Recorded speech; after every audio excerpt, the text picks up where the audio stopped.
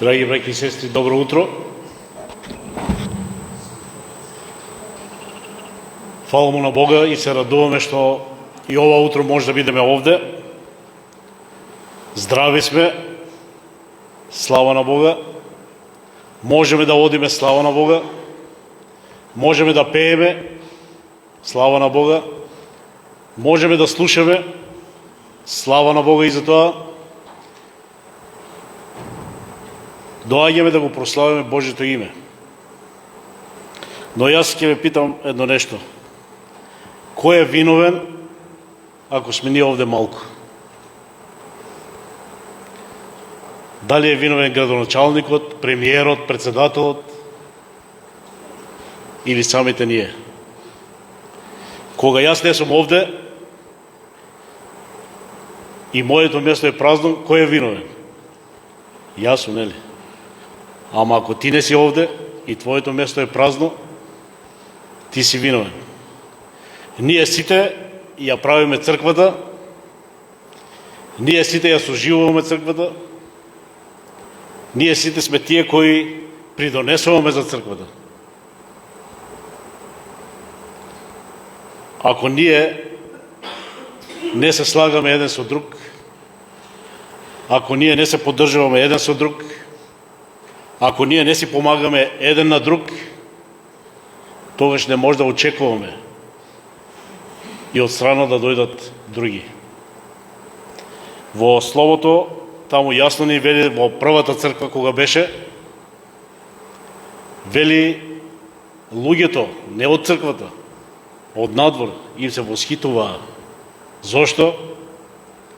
Беа единствени, се слагаа, си помагаа, си даваа се еден на друг и тоа им се допаѓаше и на луѓето од светот. Ако тоа го нема помеѓу нас, и нивното мислење ќе биде сосема различно кон нас.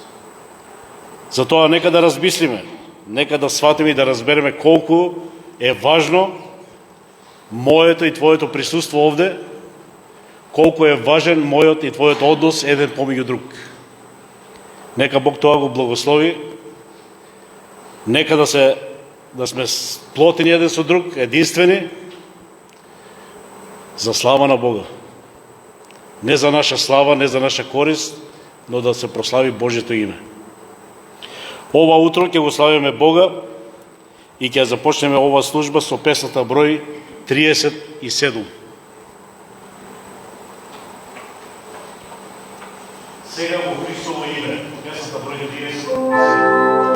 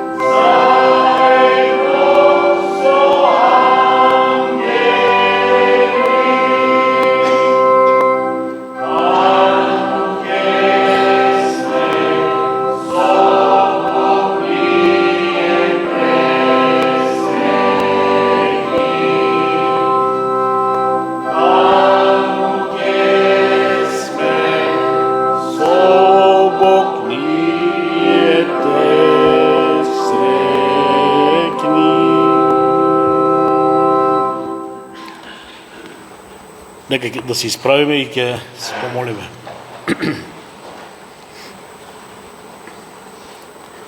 Татко Небесен, и ова утро доаѓаме овде на ова место, за тоа што Ти си ни потребен, Господе.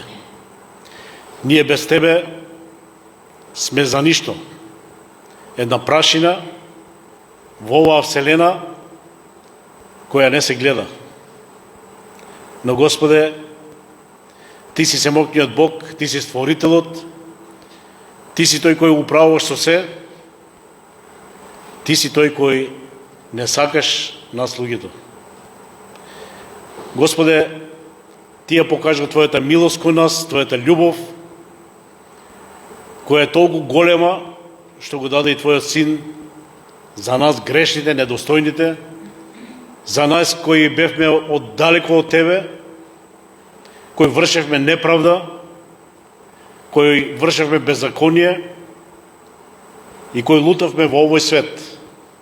И Ти не повика, такви какви што сме, да дојдеме во Твоето присуство, да бидеме по Твојата заштита, по Твојата милост, по Твојата љубов. Господе, ние можеме само да Ти благодариме. Ние можеме само да искажеме благодарност кон Тебе, бидејќи со ништо не можеме да Ти возвратиме, со ништо не можеме да се отплатиме и со ништо не можеме да ги изравниме нашите сметки. Да, Господе, Ти благодариме од се срце и сега Те молиме за Твојот благослов ова утро, за Твоето Слово, за зборовите кои Ти си ги запишал во книгите, зборови кои сакаш ние секојдневно да ги читаме, да ги слушаме, да се храниме од нив, да ја познаваме Твојата волја и вистината која е од Тебе. Господе, давај ни мудрост, давај ни отворени срца, да тоа Слово влезе во нас, да тоа Слово не исполнува, да тоа Слово не соживува, обновува, ојачува и кога излегуваме од овде, да бидеме посигурни, посилни, похрабри, да се спротивставуваме на гревот, на непријателот и да можеме, Господи, да го прославуваме Твоето име. Господи, благослови нашиот брат кој ова утро ќе ни зборува. Нека преку Твојот Свети Дух биде исполнет, му дај мудрост да секој еден збор доаѓа до нашите мисли и во нашите срца. И да можеме преку Твоето Слово да Ти оддадеме слава и чест на Тебе. Господи, Те молиме за тие кои се болни, тие кои се спречени да дојдат, тие кои што се далеко, благослови ги и нив. Нека Твоето Слово допре и до нив. Сите оние кои што Те слушаат, што гледаат, нека бидат допрени од Твоето Слово и благословени, и се нека биде за слава на Тебе. Татко, Те молиме за нашиот народ, за нашите власти, за нашата земја, да Ти ја чуваш и да Ти ја благословиш. Те молиме, Татко, во името на Исуса Христа. Амин.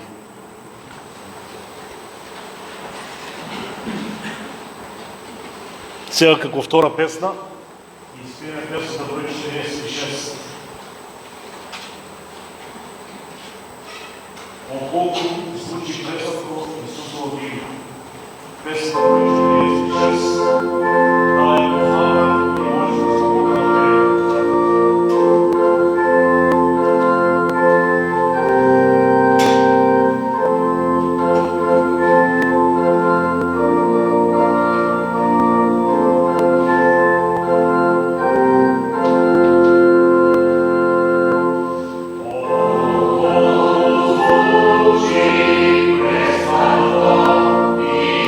Jesús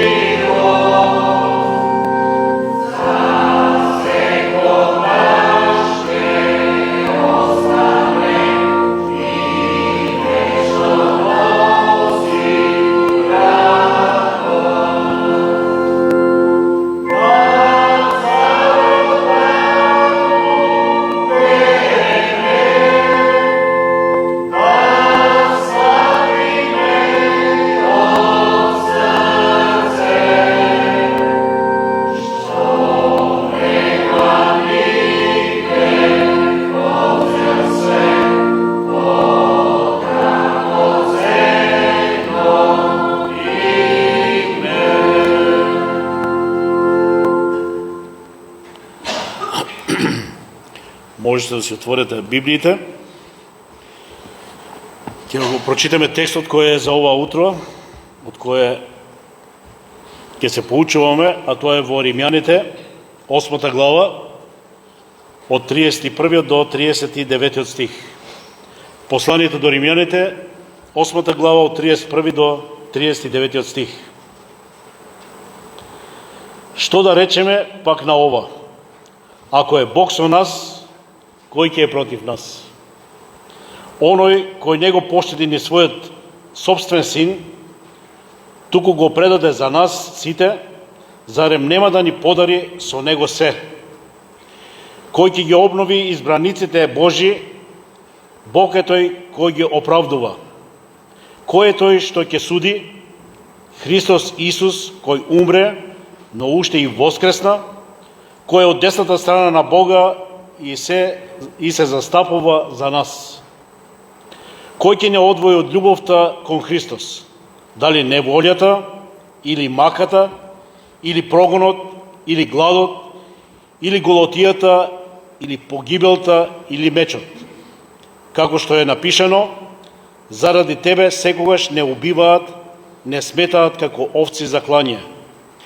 Но во сето тоа стануваме повеќе од победници преку оној кој не возлюби. Зашто сигурно знам дека ни смртта, ни животот, ни ангелите, ни властите, ни сегашноста, ни иднината, ни височината, ни длабочината, ниту пак кое било друго создание, нема да може да не оддели од љубовта Божја во Христос Исус, нашиот Господ. Нека е слава на Бога. Ова утро, како што кажав, нашиот брат Коста Милков со неговата супруга се овде. Искрено да ви кажам, жртва е тоа да се дигнеш сега са балја од Скопје и да дојдеш до тука, за да 1 сат бидеш овде да проповедаш и да некој да не те слуша, тоа е многу жално, нели? Наше е да слушаме и да го прифатиме Божјото Слово, а неговата жртва е многу поголема. Ние нема со што да му се отплатиме, ама за тоа нека Бог го благослови, нека Бог го води и употребува за негова слава. Сега ќе го замолам да излезе и да ни послужи со Словото.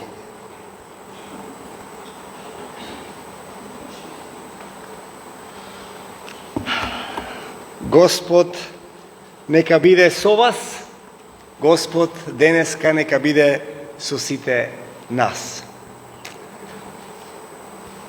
Да бидам заедно со црквата, со Домот Божи, е секогаш голема привилегија и да се влезе во Светото Писмо заедно со луѓе кои се посветени на Бога, тоа е исто така за мене голема подкрепа и огромно охрабрување.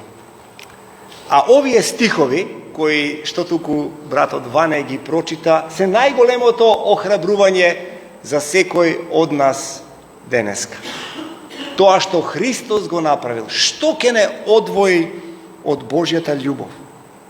Или кој, ако е Бог со нас, што и кој може да тргне против нас? Во овие стихови тука што ги читаме, затоа што ако следите како зборувавме и проповедавме последниве неколку пати што доаѓам тука во Колешино, ќе видите дека поминавме низ целото поглавие од Римјаните 8 глава. И сега сме дојдени до тој момент каде што размислуваме за Божјото срце. Каде е Божјото срце?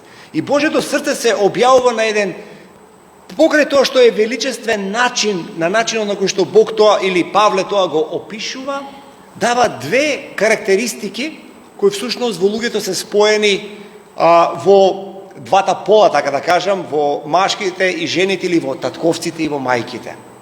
Од една страна слушаме дека Бог, таткото, не го поштеди својот син, а од друга страна велиме што ќе не одвои од Божјата љубов.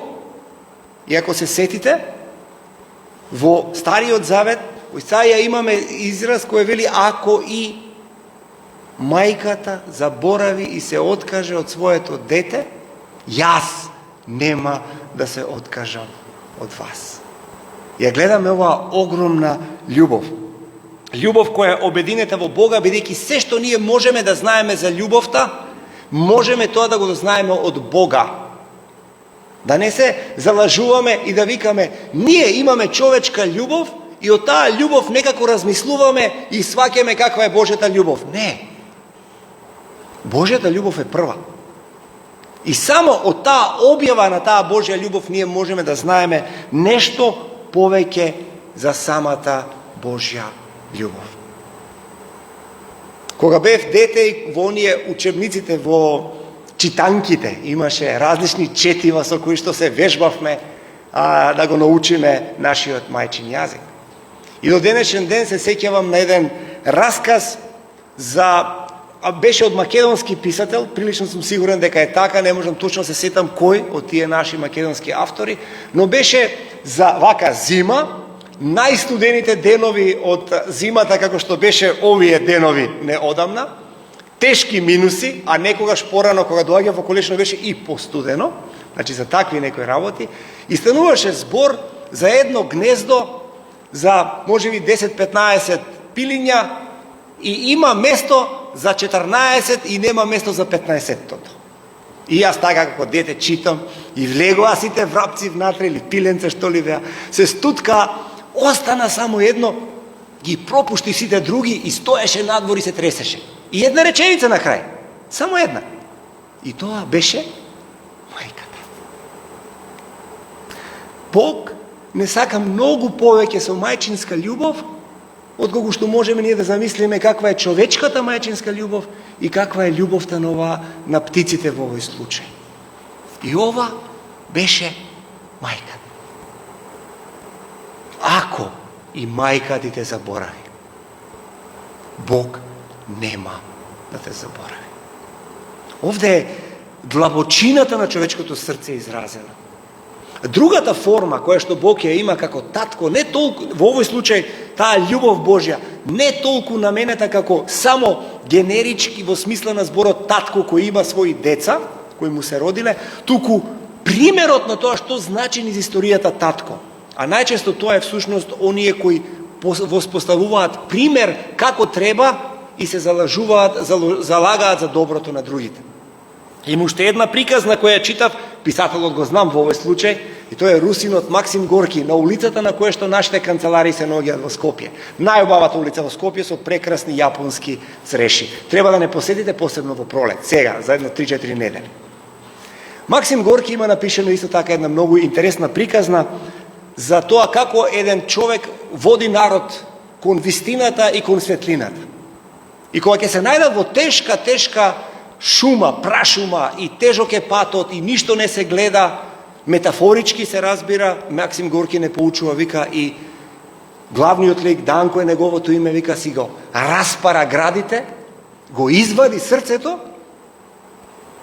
и со него засветли во темнината. Дури еден атеистички писател не може да избега од основата на она што не воодушевува нас како луѓе, бидејќи Бог така не создал.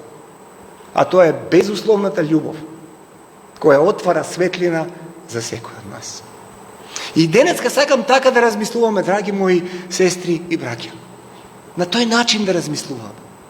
Да размислуваме за татковската и мајчинска љубов обединета во Бога и никој, никогаш и никаде не може да ни ја земе.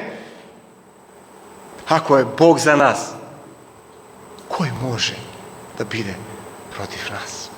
Ако некој си го распора своето срце и го извади да светли за нас, ако некој е подготвен да измрзне на што друго може да се направи? Кој може да дојде меѓу таа љубов негова и таа љубов за нас? Ако Бог е со нас, кој може да биде против нас? Ова прашање и овие примери што јас ги поставив сега ја покажува таа непоколебливост во Божјата подготвеност и неговиот план. И песните што ги испеевме се толку погодни за тоа што го зборуваме, бидејќи зборуваме цело време за Христос кој стана човек. Христос кој стана човек. Да дојдеме поблиску до Него. Каква е оваа љубов? Љубовта во првата Мојсеева книга, 22 глава, кога Авраам вели: Боже, подготвен сум да го жртвувам дури и својот син Исак. Само што во неговиот случај не мораше тоа да го направи, Бог провиде нешто сосема друго. Но во случајот на Исус, Бог немаше што друго да стави во замена, освен врвното и неповторливото, а тоа е неговиот единороден син. Исто така прашањето за тоа кој е тој што ќе не осуди. Павле многу добро го знае Стариот Завет и во Исаија 50 глава 8 до 9 стих вели: Бог го оправдува својот народ против оние кои го обвинуваат. Што? Кој ќе се дигне против нас? Затоа повикот на кој што овие стихови ни се дадени, почнувајќи од мене и до секој од нас тука денес што се наоѓа во оваа просторија и сите што гледаат можеби преку своите екрани и оние што во моментов можеби и не можат, но го знаат Бога и му се молат. Поуката е дека треба да имаме целосна доверба во Бога. Тоа значи да живееме со целосна доверба. Кога имаме доверба во Бога, некој кој е многу посилен од нас, тогаш други луѓе може да имаат доверба во нас. Ако ние не сме сигурни во Бога, други луѓе не може да бидат сигурни во нас. Тоа е веќе не само теорија од Библијата, тоа е докажана пракса. Ако имаш доверба, и другите имаат доверба во нешто што е поголемо и што е цврсто и што е темелно, и другите може да се потпрат на тебе. Ако ти немаш доверба, слепиот слепи води. А како ќе имаме таа доверба ако воопшто не размислуваме токму за длабочината, широчината и несогледливоста на Божјата љубов кон секој од нас?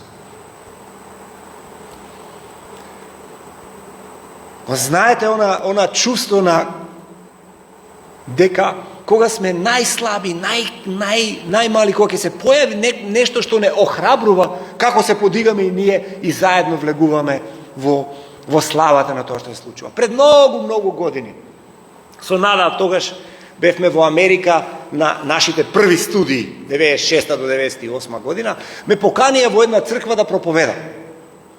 И отидовме со Нада во црквата, таму да проповедам. И тие има голем хор. Значи, зборуваме за, не знам, да не претераваме, најмалку 30, може 40 луѓе, хор. И јас не знаем, мислев ке ме става да седам тука напред, нели, како што е случајот во Македонија, и викат, не, ти ќе седнеш напред и не ставија на средината точно хорот кај што се спојува. И сега сите знаат дека јас многу сакам да пеам, ама подобро да не пеам. Така де? Многу сакам, ама подобро да не пеам. Таков ми е гласот. И си седнав на средината и вика, стани, и сега ја треба да станам. И кога грмна хорот, кога се распеа, ама знаете што? Токму заради тоа што сигурноста сите овие луѓе знаат точно што прават. Ми дадоа таква сигурност што јас подобро немам пеено во животот, што се вика. Имав чувство дека можам да се изразам целосно, бидејќи имав доверба во нешто поголемо од мене. На ист начин Бог не повикува да влеземе во неговиот хор. Да застанеме на местото кај што Бог не повикува и заедно со гласот на Таткото, Синот и Светиот Дух и ние да го кажеме она што Бог од нас го сака. Кога на тој начин сме сигурни во Него, другите ќе имаат сигурност во нас. На тој начин ние ќе бидеме присуството Божјо за другите во овој свет. Нема осуда. Кога знаеш дека не може да те осудат, кога знаеш дека еден куп луѓе доаѓаат кон тебе и ти велат, ти кажуваат, светот каде отиде, 21 век. Не на месечината, на Марс ке се качиме. Ке стигнеме до Сонцето, скоро ке стигнеме. Го пративме Voyager од 77 година, кој знае каде е сега. Откриваме незнаени пространства. Можеме да се почувствуваме толку мали, толку неразбрано, толку отфрлено и толку на некој начин небезбедни, што всушност секој гласче што ќе ни дојде настрана може да ни биде веќе да ни претежне, да ни го скрши она последна сламка што викаме, што ќе го скрши грбот на камилата. Последната капка што ќе ја прелее чашата. Како тоа можеме да го постигнеме да не се случи? Е да дозволиме чашата никогаш да не биде наполната со гревовите на овој свет, со осудата на овој свет. Туку ќе дозволиме Бог да ја испразни таа чаша и да ја наполни со своето помазание, да ја наполни со својата мудрост и да ја наполни со својата љубов. Исус кој умре посредува постојано кај таткото за нас. Исус е од десната страна на таткото седи, тоа е повластена позиција. Во рамките на светот во кое што е пишувана Библијата, кога некој ќе каже од десно, тоа значи дека некој е многу мокен и многу силен. Тој седи од десно на таткото, таквиот застапува за нас. Ништо не може да не одвои од Божјата љубов. И потоа имаме од 35 до 37 вика, кој ќе не одвои од љубовта Божја? Тагали, неволја, гонење, глад, голотија, опасност или меч. Во сето тоа сме повеќе од победници. Зашто не може никој да не одвои од Христовата љубов. И оваа фраза, ние сме повеќе, тука на македонски убаво, бидејќи на оригиналниот јазик е еден збор, ама немаме ние таков еден збор, и затоа повеќе од победници е кажено. Значи, зборот доаѓа од оно што често знаеме да го наречеме хипербола. Кога ќе кажеме хипер, значиме нешто преголемо, нешто огромно. На ист начин овде се користи еден таков сличен јазик, кој во себе содржи тој хиперпобеда, така би било тоа, би било наречено. Хиперпобеда, надпобеда, најголема победа, триумф над сите триумфи. Меѓутоа, оваа победа не се должи на нашите сили. Оваа победа не се должи на нашите заложби и оваа победа не зависи од нас. Туку преку оној, вели Светото писмо, што не возлюби. Ова ги повторува зборовите на Исус Христос. Павле ги парафразира, ги прераскажува зборовите на Исус во Евангелието според Јован 16 глава 33 стих. Во светот ќе имате неволји, но охрабрете се.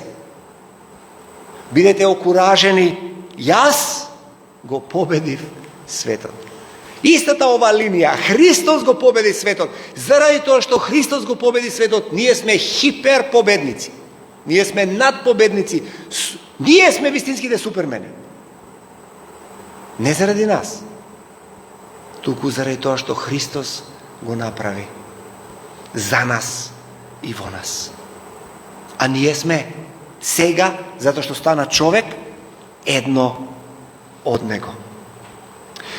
Сите овие закани за кои што ние тука читаме биле реални за луѓето што тогаш ги слушнале за прв пат, особено во времето на римското прогонство. Павле не вели дека верниците ќе бидат ослободени од овие маки, туку тој потврдува дека насреде кои било маки, никогаш ништо нема да не одвои од Христовата љубов. И ово укажува на тоа да не се мислиме дека кога некој од нас се наоѓаме во тешки ситуации, особено кога заради нашата вера наидуваме на исклучителни тешки ситуации, како да се живее во овој свет, речиси некогаш станува невозможно, да се сетиме дека кога имаме такви противења, тоа не значи дека нешто сме му сгрешили на Бога, туку најверојатно правиме токму како што Бог сака од нас. И затоа треба да истраеме, да издржиме. Од себе почнувајќи, ништо од ова не е романтично и лесно. Ништо од ова не е колку повеќе се мачиме, толку порадосни стануваме. Не е така. во таа емотивна смисла на зборот зборува. Во чувствена, сетилна смисла е ужасно.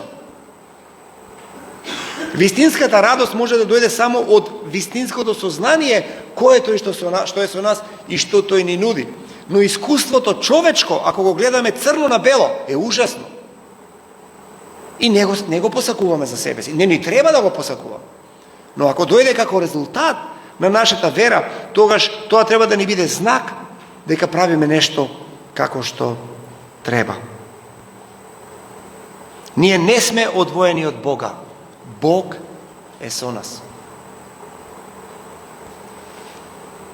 Имаме еден кардинал архиепископ, кардинал Ромеро во државата Салвадор, кој храбро застанува во името на својот народ кој бил исклучително многу прогонуван, убиван од една безбожна, страшна власт во тоа време.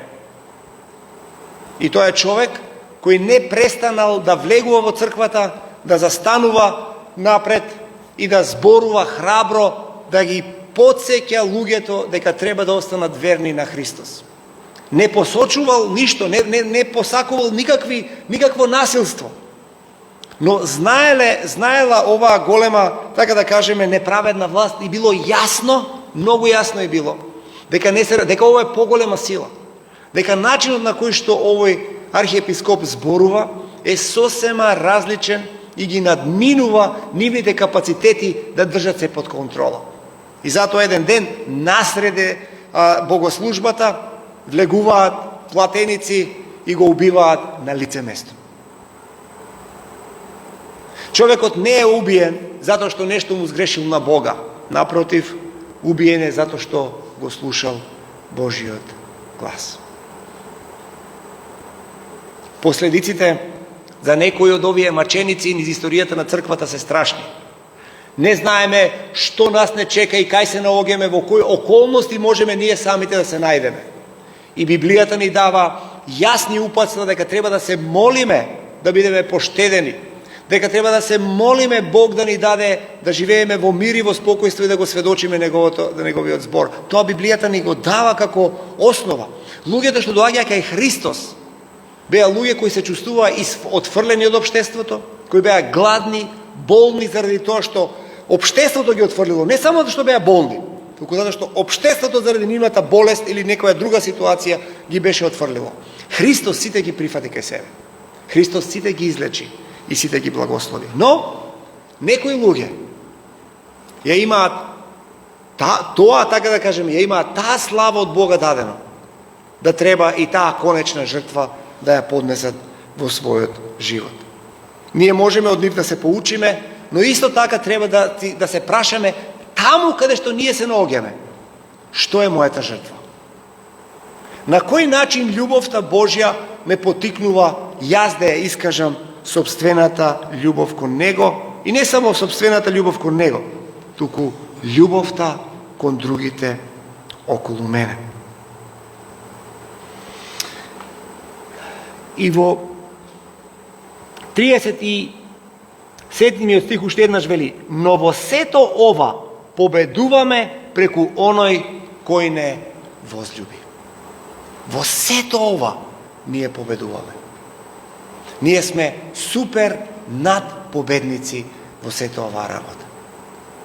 Некогаш, ако се погледнеме и како беше даден воведот денеска, колку луѓе има и колку нема, можеби да влеземе во оваа просторија, да се почувствуваме поразено и може да си одиме од оваа просторија, да го видиме светот околу нас и да се почувствуваме уште попоразено.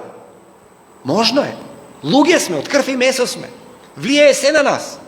Ама баш се влијае врз нас. Ние не сме на ниту еден начин имуни на болките и страдањата од светот, што, например, луѓето што не веруваат во Бог ги имаат. И ние сме подложни на нив. И ние сме во овој свет. Во светот сме, но Христос пак не поучува, не сме од светот. И таа разлика треба всушност да не воведе во конечноста на она што Христос го проповеда и преку тоа Павле го проповеда, а тоа е космичката победа, се световната победа. Ние сме победници заедно со Христос. Заедно со Христос ние ги надвладеваме природните стихии. Кога Христос доаѓа и кога ја смирува бурата, што се прашуваат во тој момент учениците? Кој е овој на кого му се покорува и целата стихија? Она што Христос го победува за нас е дека еден ден ние ќе владееме не со звездите, туку ќе владееме со сите можни галаксии, со сите созвездија. Тоа ќе можеме да го имаме затоа што Христос тоа го има постигнато за нас. Космичка победа над што? Над смртта. Дури и физичката смрт, според Павле, не може да ги одвои верниците од Христос. Живот, борбата за обстанување и за земното постоење, ни тоа нема да ни одземе. Иако некогаш, баш е така разликата, некогаш е на некои луѓе им е полесно да умрат за Христа, отколку да живеат за Него. Ако знаеме дека ги имаме овие 5 секунди, 5 минути од животот и сега умираме готово и не праша некој ќе умреш ли за Христос? Ќе умрам за Христос. Ама ако знаеш дека има живот пред себе си и ти каже ќе живееш ли за Христос? Ќе кажеш ќе живеам, ама што тоа значи следните 5, 10, 15, 20, 30, не знам колку години. Живот. И во животот ништо нема да не одвои од овото. Ангели. Тука коментаторите исто насетуваат и се мислат дека најверојатно се работи за паднати ангели, за сили поднебесни и небесни кои всушност се обидуваат да не оттргнат на кој било начин од Божјата љубов. Кнежества, духовни власти, сегашните тековни работи, тековните искушенија и страдања во кои што се наоѓаме насреде овој свет. Слушаме секакви гласови. Напросто, ние сме повторно генерација која се случува на раскрстие, некоја си која се случува на секој 100 и 100 и нешто години. И така ни западна на нас, на ние меѓу 7 и 77 или 80 или 97, не знам колку, таа генерација ни се западне да бидеме насреде, огромни раскрсници во светски рамки. Никаква сила, никаков авторитет, никаква височина, никаква длабочина.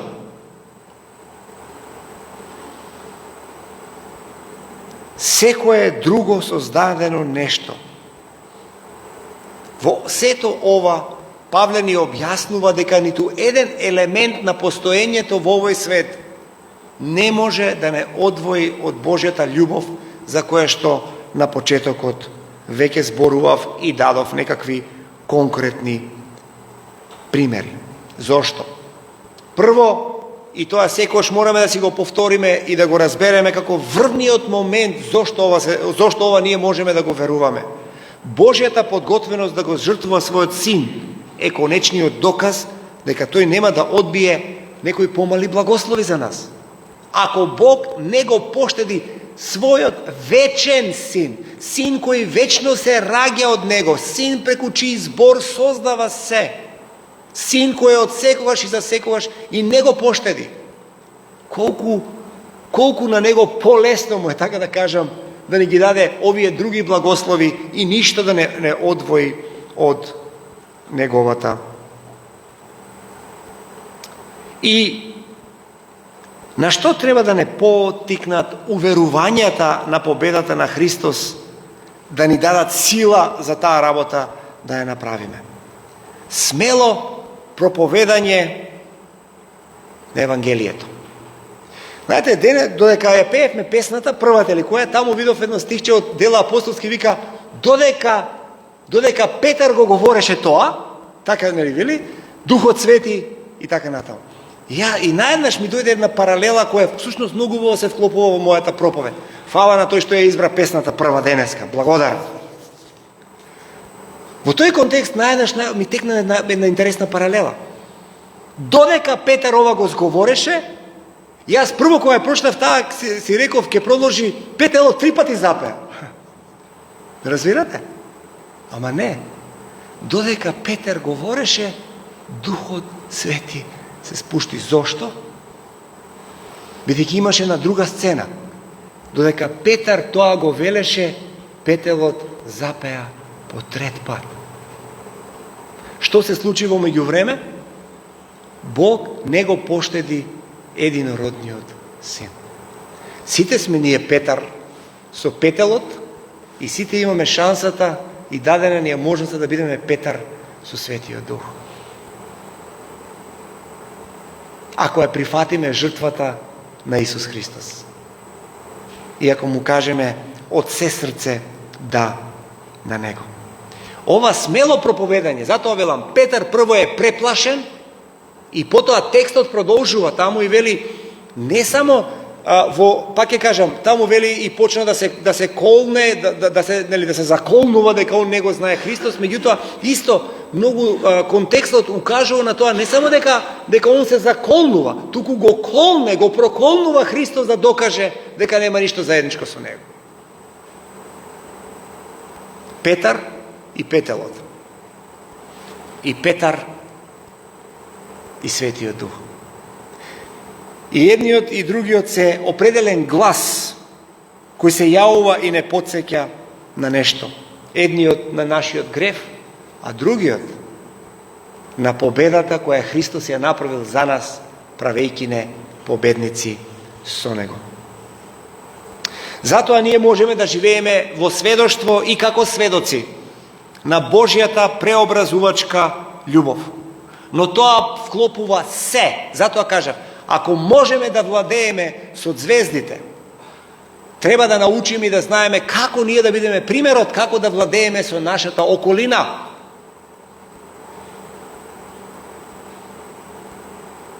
Доаѓаме со нада тука во Колешино, барем сега еднаш месечно, дури и почесто некогаш. И секогаш сме потресени колку повеќе ѓубре гледаме наоколу. Секогаш. Повеќе и повеќе потресени. Што ќе направиме со тоа? Што ние како црква ќе направиме, бидејќи ово е Божи свет? Ова го има Бог создадено. За ова има Бог умрено. За сите нас и во светот во кој што живееме. Што ќе направиме ние? Е добро прашање. Да си го поставим. А тоа веќе има некакви политички импликации. И добро прашање. Зашто се залагаме? Не за партии, не тоа воопшто не ме интересира. Зашто се залагаме? За какви, така да се израза, политики се залагаме? Не само оние што ќе ни се погодат на нас и нашето патче ќе го изградат или не е битно што ќе ни се случи. На нас ќе не чукнат по рамо. Туку што ќе направиме во тие политики за да видиме простор кој е чист и кој што можеби ќе покани луѓе да сакат, наместо да си одат, да сакат да се вратат тука. Признаваме дека Божиот план го опфаќа целото создание. Да живееме како луѓе на надеж, закотвени во ветувањето, дека ништо не може да не одвои од љубовта Божја во Христа Исуса. Ништо не може да не одвои од неа. Ако сме сигурни во Бога, другите ќе може да имаат сигурност во нас. Така ја почнав мојата проповед. Ако сме сигурни во татковската и мајчина љубов, непоколеблива на Бог, тогаш што не сопира нас да бидеме сигурни и безбедни во тоа што го правиме, без разлика колку можеме, бидејќи не е до нас, туку е до оној што може многу повеќе од нас. Ние само го позајмуваме нашиот глас, кој е sejedno од него, да го направиме она за што тој не повикува, но тој го дава својот глас, за да можеме ние со полно срце тоа и да го кажеме. Затоа денеска нека ги подигнеме нашите очи и да се поставиме прашањето од каде нашата помош ќе дојде. Нема да ни дојде од горите од Беласица, нема од попчето да ни дојде помошта, нити од Коинско кладенец. Не. Нашата помош доаѓа од Јахве кој ги создаде небото и земјата. На него да се потпреме, во него да веруваме, неговата љубов да ја пригрнеме и во таа љубов да чекориме каде да сме во животот. Апсолутно неважно за Бога. Мали, големи, слаби, здрави, болни, не е важно. Во неговата љубов и неговата сигурност, овој свет, оваа земја, плаче да има сигурност во нас, затоа што не заради нас, зашто ние имаме сигурност во Божјата љубов, од која што никој никогаш не може да не одвои. Ако е Бог за нас, кој ќе биде против нас? Амин. Ќе ве замолам само да станете, за јас да се помолам, тоа ми е важно, и после ќе дозволам на братот Ване да продолжи. Небесен Татко, јас ти благодарам за ова Твое свето писмо и те молам сега да имаме не само физички уши и очи отворени, туку да имаме духовни уши и очи отворени и преку духот да действуваш на нашите тела, на нашите мисли и на тој начин физички да се манифестира нашата вера во Тебе, која укажува на тоа дека ти никогаш нема да дозволиш некој да не суди, бидејќи никој не може да не одвие од Твојата љубов. Така молам за секој верник во ова место, за секој христијанин, за секоја сестра и секој брат. Те молам, Господе, Татко небесен Јахве, слушни го овој глас во името на Твојот Син Исус Христос и во помазанието и силата на животот давниот и животот творен Свети Дух. Амин.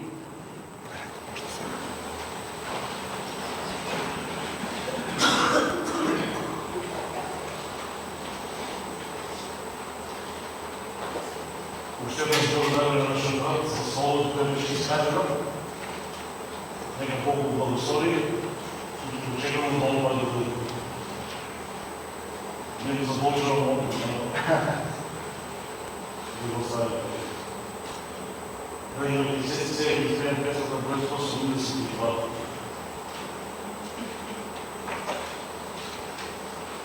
Слушате, дека Исус му врзе 172. Oh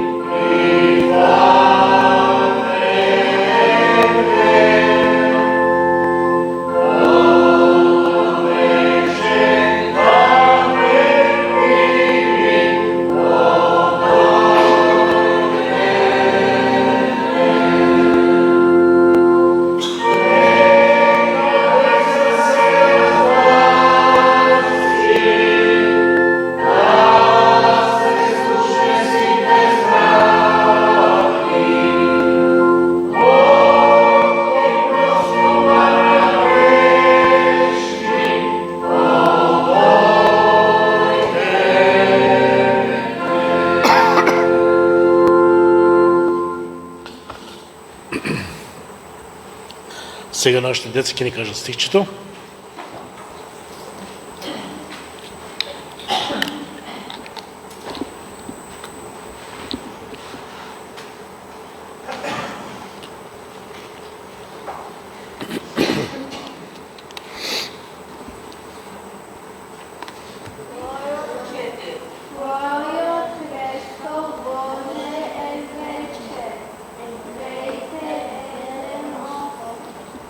Браво, деца. Нека Бог ги благослови нашите деца.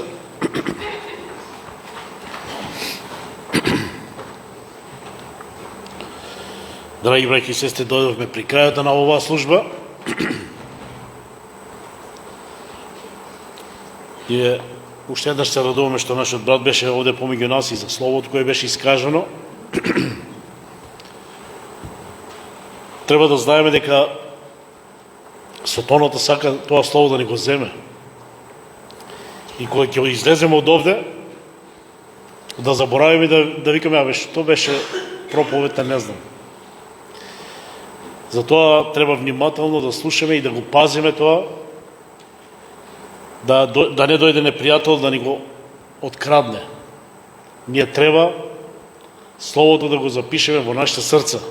Така вели во Библијата, Словото не само во книгата и да го читаме, но да биде запишено во нашите срца, во нашите мисли. А зошто? За да можеме да го практикуваме на дело. Така да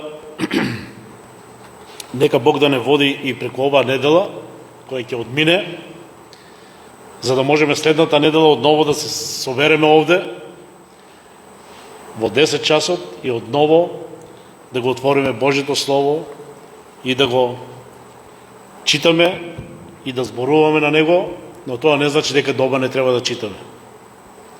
Тоа не значи дека дома треба да бидеме слободни од се и само во недела кој ќе дојдеме. Значи следната служба ќе биде следната недела во 10 часот. Ќе замолам одборот да остане малку после службата, за кратко. А сега за крај ќе испееме и последната песна, 407, и после тоа нашиот брат ќе излезе за благословот да ни даде. Ние сакаме кога некој доаѓа да го даде својот благослов на нас, на црквата, на нашите домашни, на сите нас, за Бог да не води и да не чува. 407, сврзане во едно.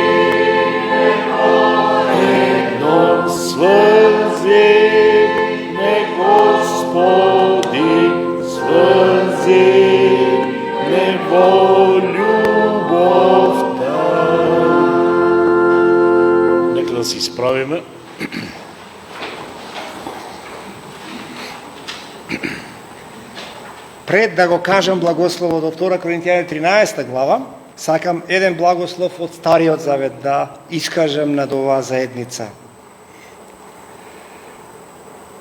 Господ нека те благослови и нека те чува.